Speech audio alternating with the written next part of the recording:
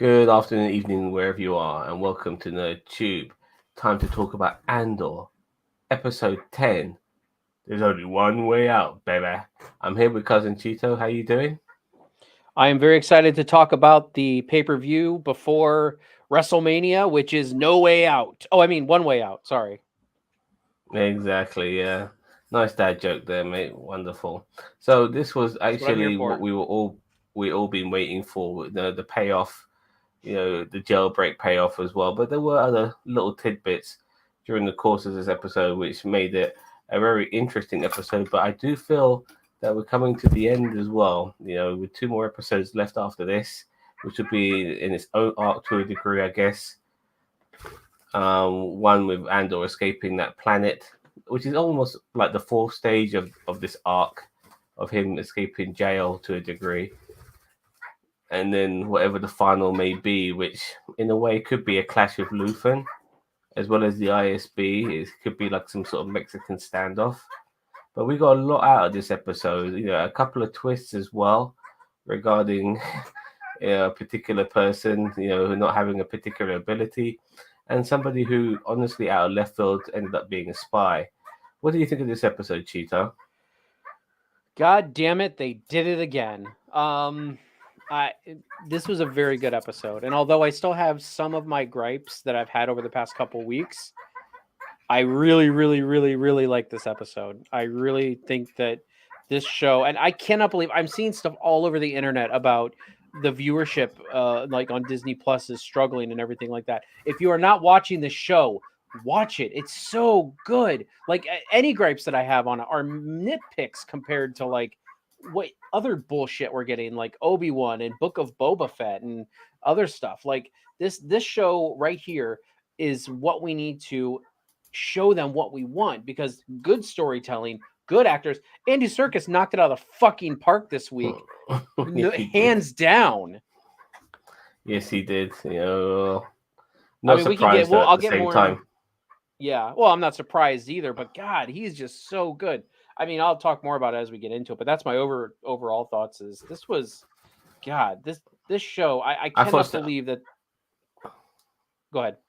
no, please finish off your monologue. I say I just my monologue. Thanks.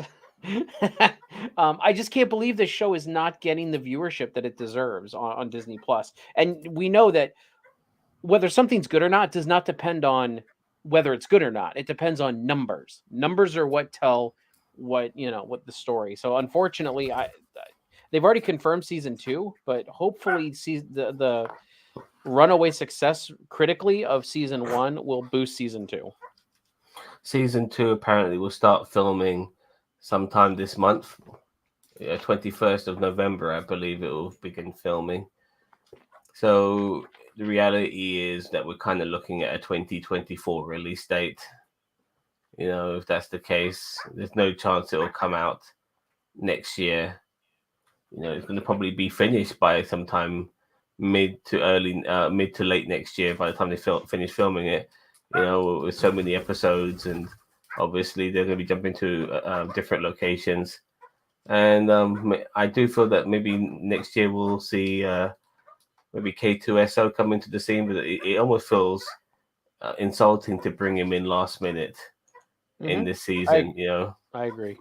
I would not So want them to bring him in like last minute. I mean, even if it's in the first like arc of next season, that's fine. But like they can't bring him in. Like he can't be in the last 2 episodes and be like, "Oh, now we're buddies," and then they come back for season 2 and now they're even more buddies. Like no, that would be a disservice to K2SO and Andor, in my opinion. before we start talking about this episode, I am a little bit concerned about next season because apparently the directors are different next season. I think they've got different writers as well. I am really worried for the direction of next season simply on that alone. If Disney thought, oh, you know what, we probably need to Disneyfy season 2 a little bit, with more stupid jokes and stupid humor and less melodrama. Like, oh, for fuck's sake, if that happens, I'll be seriously disgusted. Anyway, let's Yeah, start no, talking about this episode. Sorry. they don't need to change a goddamn thing going into season 2. They need to keep it the same. They need to keep it the same, put more emphasis on it, and just plug away, because this is going to, if this is not a runaway hit, it will be a cult classic for sure. I'm telling you, like, word of mouth will eventually get out with this, and hope to God that it's season 2, and hopefully it will get this ball rolling. I agree. So with this episode, it kind of continues where we left off from last week with the old man this time around putting into a body bag, and Andor's ready to break out tomorrow. Like there's no point in waiting. You know, if he doesn't leave, he'll rather if he doesn't leave today or tomorrow, then he's going to die trying to escape. He knows what's in for him being in this hellhole, and he's not ready to die in this hellhole. So Andor, once him and Circus get back to the cell, Andor tells everybody else what's happening with all the other inmates, how they're being fried and so on and so on. Circus confirms it by saying that no one's getting out here unless we make ourselves escape.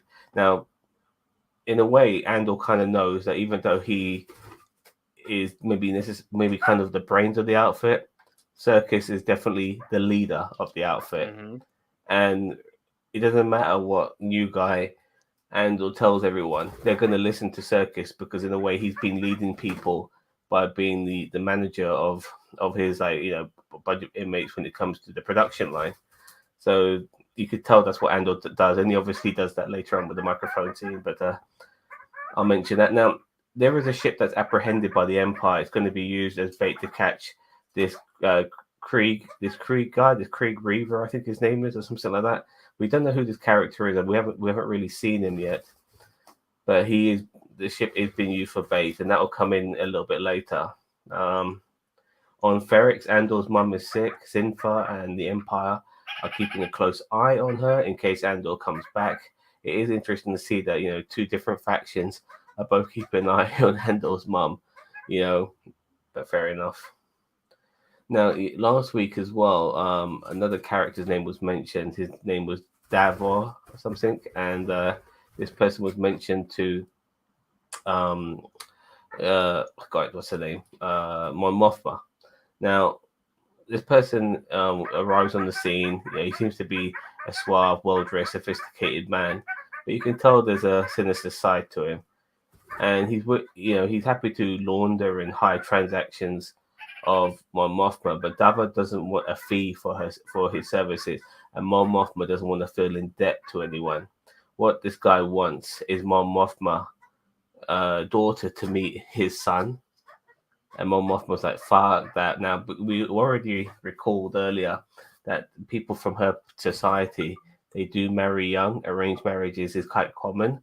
So far as Davor's concerned, this is no different. And in a way, I think Davor wants this so he can be part of that society. It's very Games of Thronesy in a way, like marrying the families and all of that and unifying and all of that. But it means that he'll be part of Coruscant society, Coruscant royalty, so to speak. But the moment this particular thing was announced to Mon Mothma, like she just dismissed him. But you could tell she's got food for thought now. She's been given a very indecent proposal. Hello, Ginger Greek. How you doing? What do you think of that scene? Again, I wish we had more with Mon Mothma. This is just, it seems like it's just going to be my problem with the whole show, is that we're not getting enough with Mon Mothma. We got one scene with her this week, and I know that they were trying to focus. Yeah, I mean, so here's the thing. It's like this is still my nitpick. It does not ruin the show or the episode whatsoever. Period. But still, my nitpick is like, last week we had a little bit more Mon Mothma. This week we have less Mon Mothma because now we got to give time to Luthen. It just seems like these side characters aren't getting enough time to do. I mean, and Luthen's stuff was great this week, but it's like, I feel like okay, there's this block for Andor, and then there's then they have to ration out the rest for all these other characters, and I really wish they'd spend an equal amount between Andor, Mon Mothma, and Luthen, and the ISB, like evenly, 4 ways. Cut it 4 ways, and spend that even amount of time with all these characters. Make it Days of Our Lives, you know what I mean? Just did 4 different stories going on. Some of them may cross paths here and there, but yeah, I mean, But yeah, but I just Well, I want more Mon see, Mothma is what I want. I almost understand where you're coming from, but the show is called Andor, so we are I going to get know. more of Andor anyway. But whatever we do get of all these other characters, it makes you just appreciate the more. Like Luthen's scenes today were stellar from Hmm. Stellan, and because we'll get to that a little bit later, but also the Mon Mothma scenes were very good, and I agree with you. I would like to have a little bit more, but for what we get, at least it serves a purpose. They're not dragging on. It's not necessarily filler. Hello, Yeah, Mister Stream 69. and it Mr. Steen or Mr. The System system. My bad. I apologize. Went all full on 96, not dyslexic there. 69. 69. Yeah, sorry. I'm very tired. Um, but Streets. I mean, and you know what? And you know what? I see your point. Like I do see your point where it's like at least what we're getting is good, and you are 100% correct. I do love the fact that we are getting good scenes with these characters. So as I said, it's just a nitpick. It's not like, oh my god, this episode was so bad because I can't even blah blah blah blah blah. So it's just still my nitpick. I want more time with Mon Mothma. I want more time with Luthen. I want some more time with the ISB. But keep going. Well, we do get a little bit of time with Luthen. He has an arrangement to meet his informant. And I like this quote. He said, like, if it's a trap, they're already dead. Which is a great quote as well. So the jailbreak begins, and obviously he files this thing. I was wondering what he was filing last week, but we kind of find out it's a water pipe. He bends it, he breaks it, spills water everywhere. It's funny in a way. Like I should have figured out what the hell all of this was meaning, but until it actually happened, I was like, of course. Water spilling everywhere, short circuit the fucking, Mm-hmm. The electric floor's thing. out. Yeah. Yeah, exactly. Because a fake fight begins. It's used as a distraction. They realize that the lift is the one thing that is not uh electro thingied. You can be on the lift and you won't get electrocuted. So that they're very well aware of that. And once the riot starts and the inmates start fighting back, they obviously set off the floor and it gets short circuited. And I like the fact that they jumped on the table, something I wasn't expecting as well, which was a clever move too. And then boom, it's on, and they just all start attacking the guards, throwing bits and bobs, climbing the rails and the fences. It was fantastic. The tension felt as this episode was awesome. Luther seems to get even darker as the series unfolds. Actually, excuse me, the tension was superb in this episode. Mm-hmm. I fucking loved it. From the little build up to the jailbreak to the moment Luther and Lanny the mustache man met each other in the in level 1313 or wherever the fuck they met in Coruscant. Absolutely superb. What do you want, baby? What do you want? No, I Okay. agree. The tension and like I was wondering, I'm like, who's gonna live, who's gonna die? I mean, we had talked last week about we didn't know if Andy Serkis's character was gonna make it. Um, we didn't know if we didn't know if like any of these characters around the table were gonna make it. So it was just Yeah, the tensions were running very high. some of them were just hey, some of them were getting bumped off, as they were throwing projectiles at the Mm-hmm. guards, and and just seeing like one or two like people we recognize who've been in some. Come on, darling, please. So just seeing some of the people getting shot off just like that, and knowing that they're getting killed, it was heartbreaking because we followed these people for a couple of episodes, got to know them, they were part of the gang, and they're dead. I agree with you, fellas. It was really well done. Yep, thank you very much. So once they take over, once they initially start taking over everything, I love the way Andor's just killing people like no like freeze or stuff like that. You're just taking them out without unless until they get to the very top when they finally get on the microphones and release all the inmates, and then they obviously get Kino, aka Andy Serkis's character, to talk on the mic because he is a leader, so to speak, and he gives a very epic speech telling them what's going to happen to them if they don't escape. Here's your chance to escape. We outnumbered the guards. We're five. There's 5,000 of us. We're 5,000 strong. We're an army, so to speak. And he releases them all, and they start escaping. You see some of the guards cowering as well, and then they reach the top, and there's just water there. And Andy Serkis's character Kino, he can't swim. I'm like, what the fuck? I couldn't believe it. It is such a beautiful, like, it is such a beautiful tragic moment though. Like, he gets there and he's just like, you can see in his face, he's like, I can't swim. And I mean, like, we don't know, did he jump, did he not? Like, we saw Andor fall over, but did Kino jump in the water and just try for it, or did he stay? Or I doubt he stayed. I think he would rather have died than stayed. Yeah, I'm not so sure. Like, I've already heard people say that he gets taken in and he gets cloned into Supreme Smoke or whatever. But God, yes. You know what? I don't care. Like, I know that's cringe as hell, but I think that would be the biggest middle finger to like all the people who hated like Snoke and the sequels and everything. Just like, hey, I remember this character that's really good on Andor. Yeah, here he is. Here's his origin story, motherfuckers.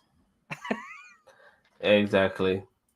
So we get to I mean, and by the way, like, I love the way, like, Andor, like, before he had even a chance to say anything, just like the thousands upon thousands of men just trying to escape, he gets pushed over, and it's a real shame that he wasn't even able to help Circus.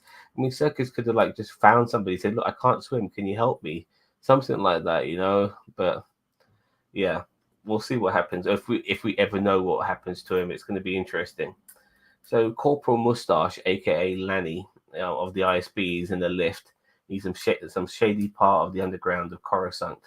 He searches for a hidden earpiece and is communicating with Luthen, who talks socially but in a threatening way about his daughter. It seems Mustache is an informant for Luthen, and it's been a year since they last talked. Now, I have to admit, I loved all of this revelation, because you had no idea that this guy was an inside man, for the rebels, so to speak. Brilliant, absolutely brilliant. Because in a way, when you're watching, if you already knew that he was an inside man, you'd be watching his mannerisms and movements, which would feel that would give away who he is. But by not knowing he was an inside man, we were totally left clueless. Nobody, even in their right mind, would have thought that this guy was working for the rebels. Did you? No, no idea. I would never have honestly guessed.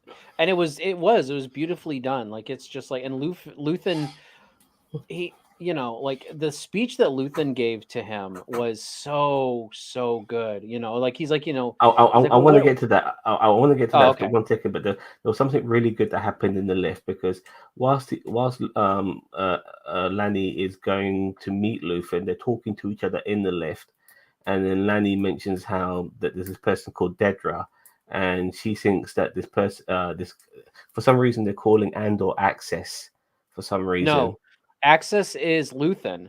They're Oh, calling I apologize. Luthen.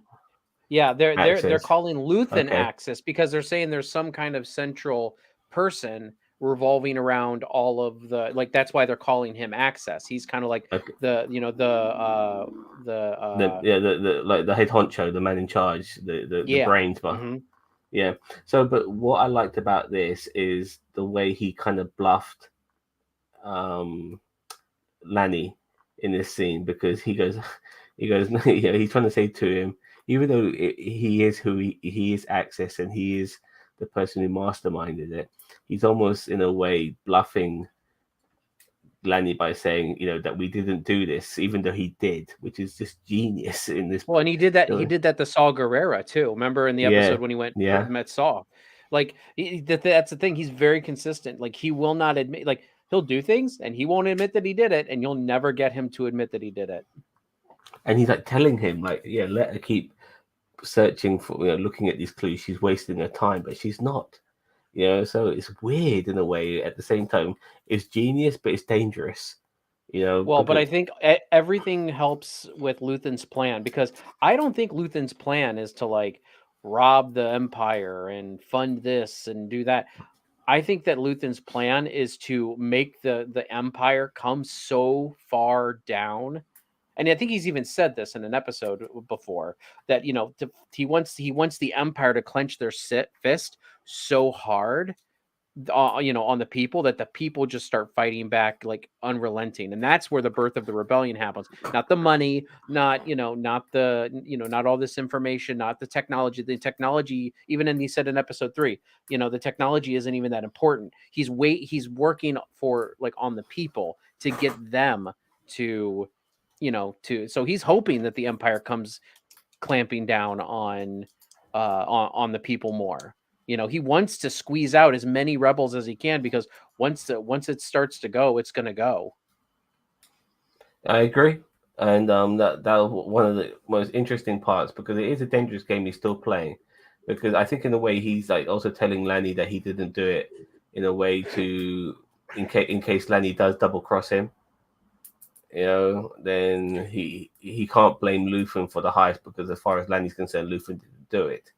So it's just really, really fantastic writing in all of this, and obviously you need a stellar person like Stellan Skarsgård to pull this off. But finally, the lift comes to its place, and there's Stellan there, looking very Sith-like, I may add. Regal but Sith-like, dressed in black and all of that. I mean, some people on the internet have theorized that he's a Sith, and I'm like, yeah, no, I hope not. I really hope please. not. This is not what we need. Yeah, I'm willing to put up with need a Palpatine appearance or something like that, but we don't need this guy being a Sith, Yeah, no, but, we really don't. But when they finally do meet each other, like Lanny tells Luthen, "Look, I've given you this, I've given you that, I've given you all this information. I'm done here. I'm a father. I don't want anything more to do with this." And I like the way, Luthen responds saying, "So you're dropping all this information for me like some sort of goodbye goodie bag?" I'm like, fucking genius. And like Luthen was not having it, and like Lanny said, like, I sacrificed a lot, and what have you sacrificed? And this way Luthen gives it to him. Now in the shorthand, he basically says that he sacrificed his humanity, and he's now no different to the very people he's fighting against, which is true, because you see how callous he is. Like when he mentioned when Lanny mentioned that this Krieger character is going to do a heist of his own, and the ISB are on him, so they should stop Krieger from doing the heist. But if they stop Krieger from doing the heist, then the ISB will know something's up. So Luthen is willing to sacrifice Krieger so Lenny can stay in his job cushy and keep being the informant for him. It's just so brilliant. The callousness of Luthen, sacrificing people who are probably in his cause, just so you can still have an informant within the ISB. Brilliant. Absolutely brilliant. And the monologue he gave at the end was fantastic as well, regarding his sacrifice. And then at the very end of the episode, we do see Andor, and the inmate he's running with, by the way, is the guy we see in Rogue One. And is it? I tried to rewind it and see who it was, but it was on my phone, so I couldn't really see. I knew it wasn't Andy Serkis, which is what I was like. I was looking for Andy Serkis, and I'm like, Well, the guy in Rogue One, he's running with, in Rogue One, he has a mustache, because everyone has a fucking mustache, and they're all given that 70s look. It's a bit like Lanny. I mean, he really does look like a throwback from early Star Wars. He looks like he could easily be on the set of A New Hope. But regardless, we see Andor running. They're still on that same planet. There are some searchlights looking for him as well. God knows where they're going to end up. But yeah, he has escaped, and that's how the episode ends. Fantastic once again, and there is no better Star Wars at this moment in time than Andor. Everything, every film, every series is just not compared to this. This is the best, in my opinion. If it's just so brilliant. It's so mature. You know, I don't want to say adult because that would be the wrong, but mature is definitely it. You know, it's there's Yeah, no this is time for not laughs here. like your 10, 12, 10, 11, 12-year-old can sit down and like watch the lightsabers flash and the space magic work. It's like, no, you've got to be invested in these characters, and you've got to be able to unravel a kind of a political thriller, like, in your mind. And this is not geared towards little kids. This is definitely geared towards like young adults and adults. So,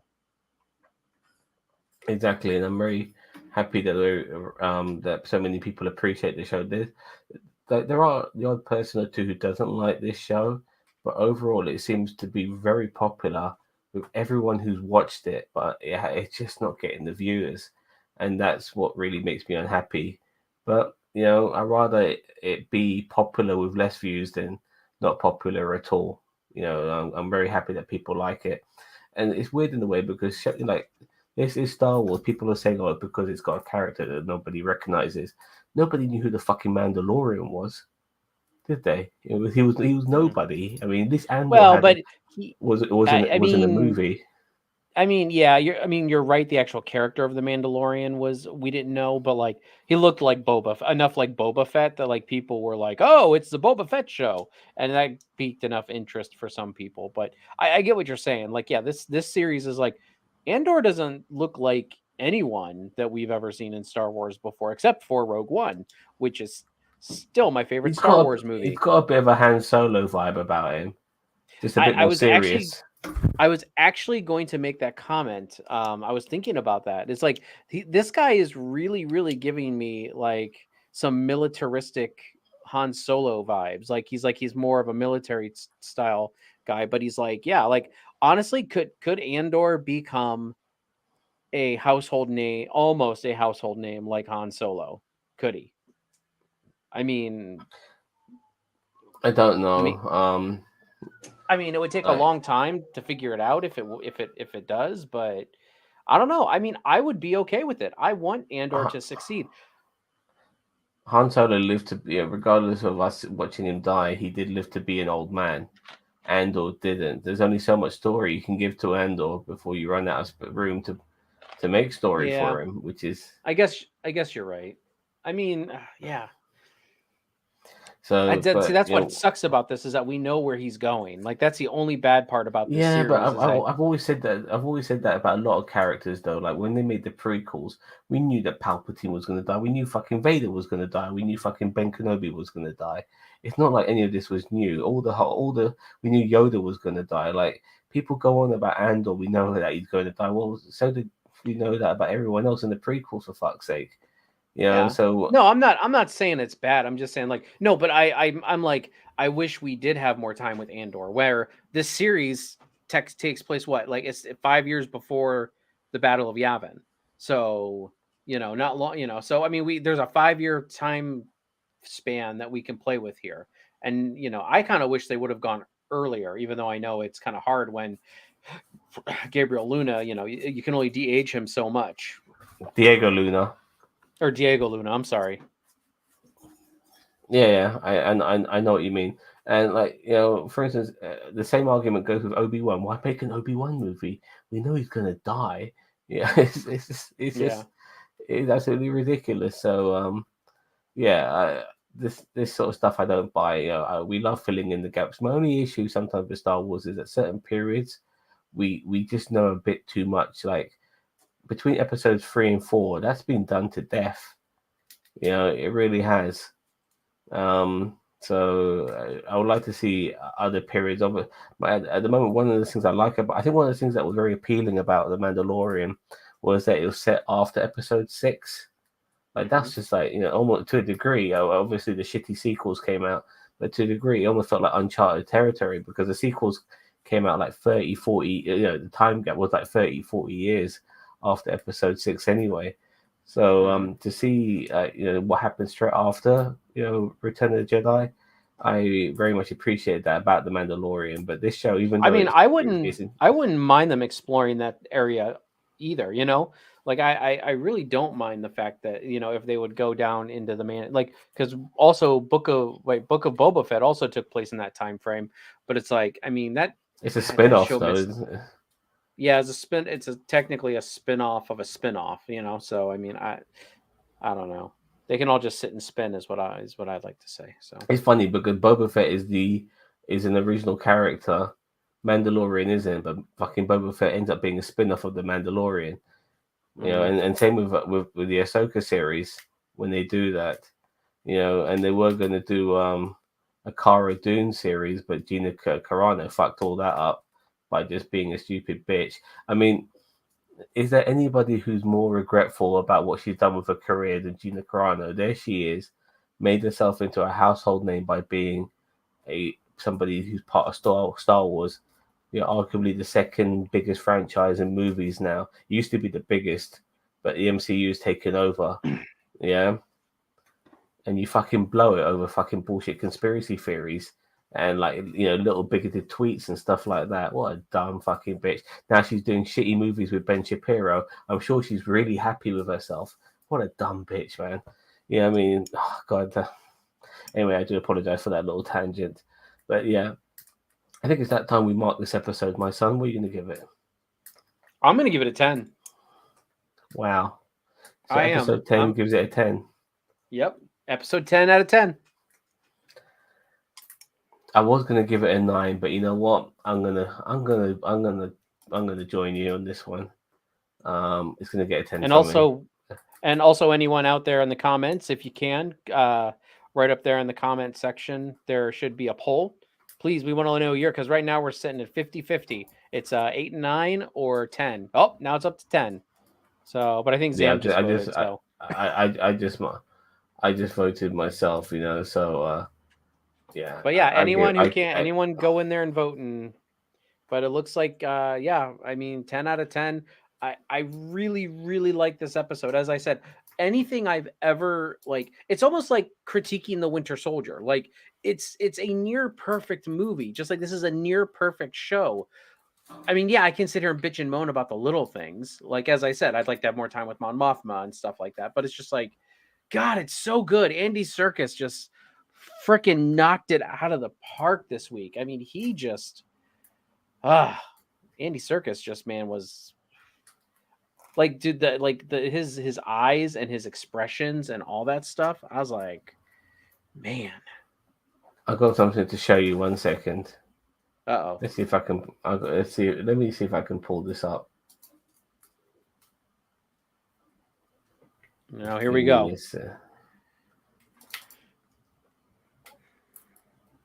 Right, I'm surprised we didn't see any TIE fighters or anything. What were the spotlights coming from in the background? I couldn't really see. I don't know. They could easily be some sort of droid drone, something like that. So this is my little tribute to Andy Serkis in this episode. The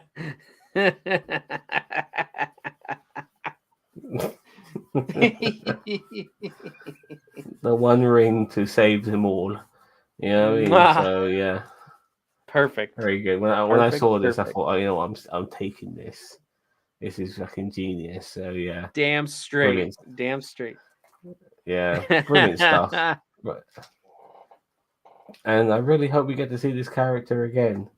Who knows what's going to happen to him? Maybe he becomes an informant for the Empire. I hope. I mean, I want to see him again. I really liked his character. He did a great job. And I mean, it is to me, unfortunately, I feel like it's not a waste, but it is a underutilization of Andy Serkis. If you're putting him in the Star Wars universe and he plays, well, and I know he was already there as Snoke, but actually putting Andy Serkis himself in the Star Wars universe and he's just playing one character that dies, I kind of wish we would have gotten more of him. Maybe not in this series, but maybe in something else. Maybe, I don't know. I never want to see Andy Serkis in the mocap suit ever again. I want this guy just to be an outright actor. I like seeing him act. That's why when he played Ulysses Claw, I loved it. He was the best thing about Black Panther. He was really good in Black Panther. I loved Andy. I loved his Ulysses Claw because he was also in Age of Ultron. And when I saw him in Age of Ultron, which I know a lot of people aren't fans of that movie, I was like, I love this character. And then they killed him in Black Panther. I was like, no, he's so good. I want him to join the Masters. I mean, he could have been one of the Masters of Evil. Like, he really could have, because he's been a part of that team. There is a multiverse, so we can always grab his ass that way. You know, unfortunately, it would be another Ulysses Claw, but he could still be very similar to well, I don't want to say is it predecessor? Is that how we look at it? Predecessor in film sense. His Altercessor? Ego. His alternate. Multi-setter or setter. Yeah. Whatever. Yeah. But yeah, nevertheless, bring this guy back. You know, like in any way you can. He is. Everyone loves him. You know what I mean? Nobody can get enough of this guy. So, and the funny thing is, you would think people want to see him in the mocap suit, but I think most people don't want to see him in the mocap suit. I don't. No. I don't. I don't want him in the mocap. I don't mind him doing voices for things in Star Wars because he's amazing. I mean, obviously because he did Snoke, he's done so many other voices throughout all of like Lord of the Rings and everything like that. God, but he's just so good. Like definitely get. I was hoping he'd be like a high-ranking rebel, so we would see more of him in the Andor series in season 2 and such. And I know Andy Serkis is, honestly, he's like a big name actor now. So it's, I mean, maybe not in the level of like Harrison Ford or something like that, but he's definitely a household name at this point. If I say Andy Serkis, he's household. Yeah. Everyone knows who Andy Serkis is, dude. Yeah, like he's so I get it why they could only use him for like 4 episodes, but God, they used him so good. I mean, like he's been in Lord of the Rings, he's been in Marvel, and he's been in Star Wars. Like, I mean, he's done it all. He's been in Star Wars twice. He's done it all. Yeah. So yeah, fair dues. All right. So yeah, 10 out of 10s from both myself and Cousin Cheeto. I think it's about time you let us know what you think with a comment. Thank you everyone who joined us on this stream. We'll be back tomorrow talking about Cheeto's favorite show. Star Trek. I'm going to be at Black Panther Wakanda Forever tomorrow night. Sorry. Oh yes. I'll be doing the duty, and then they'll catch us on Friday where we talk about my favorite show. Not Cheetos. He hates that. It's called Titans. Yes, and yeah. So we'll be talking about that, and then I think on Monday we will be discussing Black Panther as well. In the meantime, keep an eye out for a video that will be released in a couple of hours here on Nerdtube, where I'll be doing a trailer reaction to a movie called Christmas Bloody Christmas. This trailer has just come out. It's one of those Christmas horror stories where Santa Claus is a mass murderer. We've seen this before.